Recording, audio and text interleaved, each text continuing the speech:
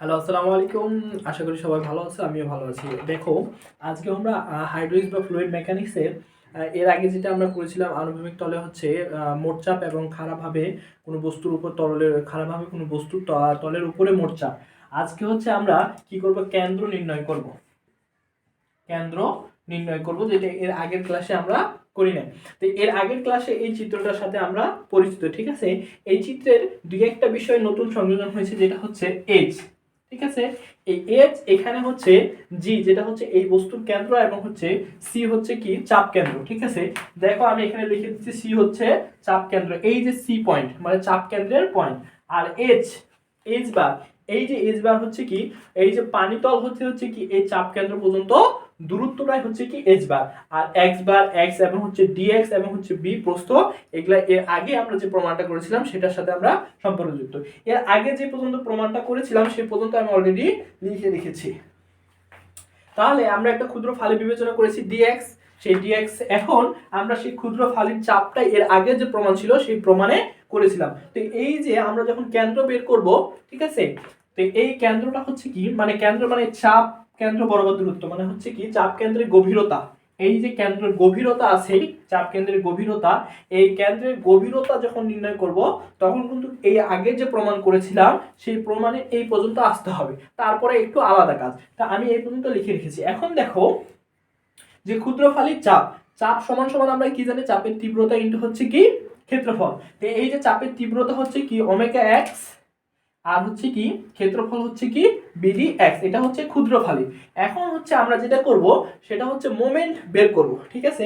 এই ক্ষুদ্র ফালির মোমেন্ট বের করব। তো ক্ষুদ্র ফালি যদি আমরা কি করি মোমেন্ট বের করতে চাই, তার সমান আমাদের হবে কি ডাব্লিউ এক্স স্কয়ার বিডি এক্স, ঠিক আছে। এটা হচ্ছে আমাদের মোমেন্ট। এখন কথা হচ্ছে এই মোমেন্টটা পাইলে আমরা ক্ষুদ্র ফালি, এখন যদি সমস্ত ফালির মোমেন্টটা বের করতে চাই তাহলে সমস্ত ফালির মোমেন্টটা আমাদের নিতে হবে কি ডাব্লিউ এক্স স্কয়ার বিডি এক্স, ঠিক আছে। এখন কথা হচ্ছে যেহেতু আমরা কি জানি বলো দেখি, আমরা কি জানি ওমেগা হচ্ছে কি একক মান, যার কারণে সেটা কখনোই কি হবে না, হবে না। তাহলে এক্স স্কয়ার বিডি এক্স এটা থেকেই গেল। তাহলে মোমেন্ট সমান সমান আমরা কি পাইলাম ওমেগা, ওমেগা সমকলন এক্স স্কয়ার বিডি এক্স, এটা আমরা পেয়ে গেলাম। এখন কথা হচ্ছে যে এই এক্স স্কয়ার বিডি এক্স এটা কি, এক্স স্কয়ার সমকলন এক্স স্কয়ার বিডি এক্স এটা হচ্ছে কি আই নট। আই হচ্ছে আমরা কি জানি, আই থেকে আমরা কি জানি, আই হচ্ছে মোমেন্ট অফ ইনারশিয়া, ঠিক আছে। আই সমান সমান আমরা কি জানি মোমেন্ট অফ, এক্স স্কয়ার বিডি এক্স সমান সমান হচ্ছে আমাদের কি মোমেন্ট অফ ইনারশিয়া। এখন আমরা কি করব সেটাই লিখব যে ওমেগা সমান সমান আই নট। এটা হচ্ছে কি আমাদের কোন বস্তু পর্যন্ত, এই যে এই জায়গাটুকু আছে, ঠিক আছে, সেন্টার অফ, মানে হচ্ছে আমরা এই পর্যন্ত হচ্ছে কি করেছি এই যে মোমেন্ট বের করলাম।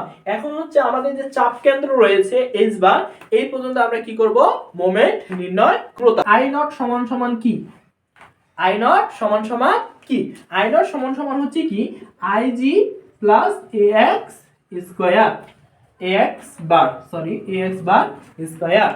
এই আই নট সমান সমান হচ্ছে কি আই জি হচ্ছে কি, আই থেকে হচ্ছে মোমেন্ট অফ ইনারশিয়া, জি থেকে হচ্ছে কি কেন্দ্র গ্র্যাভিটি, ঠিক আছে। এর যে কেন্দ্র আছে এই কেন্দ্রের মোমেন্ট অফ ইনারশিয়া প্লাস হচ্ছে কি ক্ষেত্রফলের সাথে তার হচ্ছে কি এই যে আমাদের হচ্ছে কেন্দ্রের যে তোমার হচ্ছে কেন্দ্র পর্যন্ত যে মুক্ত তল পর্যন্ত পানির যে দূরত্বটা তার বর্গের যোগফল, ঠিক আছে।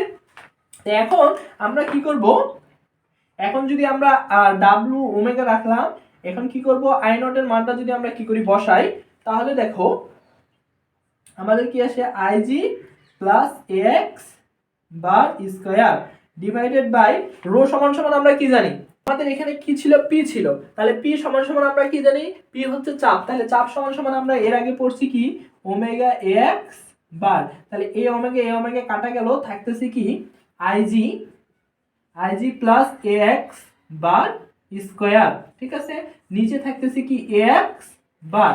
তাহলে এখন দেখো এটা যদি আমরা একটু খালি ভালো করে লিখি, তাহলে আমি যদি একটু লিখি তাহলে তোমাদের সুবিধা হবে। আমি এখানে লিখতেছি, এটা মিশাই দিলাম, ঠিক আছে।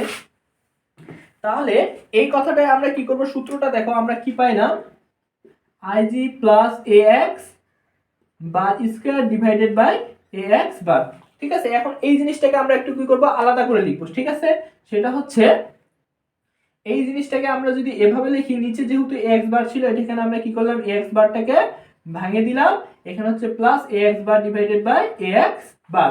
তাহলে এটা কি হচ্ছে, একটা স্কয়ার কাটা গেল, তাহলে এখানে থাকতেছে কি আইজি এক্স বার প্লাস হচ্ছে কি এক্স বার। ঠিক আছে, এইটাই হচ্ছে আমাদের প্রমাণিত। এটা হচ্ছে আমাদের কার মান, এইচ বারের মান। ঠিক আছে, এইটাই হচ্ছে আমাদের কি চাপ কেন্দ্রের গভীরতা। এই সূত্র দিয়ে আমাদের অনেক ম্যাথ রয়েছে এবং আগে যে আমরা দুইটি সূত্র প্রমাণ করেছি সেই সূত্র দিয়েও আমাদের ম্যাথ রয়েছে। আমরা সেটা হচ্ছে নেক্সট ক্লাসে এই সূত্র কি করবে, এই সূত্র এবং আগের সূত্র দিয়ে ম্যাথ করার চেষ্টা করব। আজকে এই পর্যন্ত, সবাইকে ধন্যবাদ। আসসালামু আলাইকুম।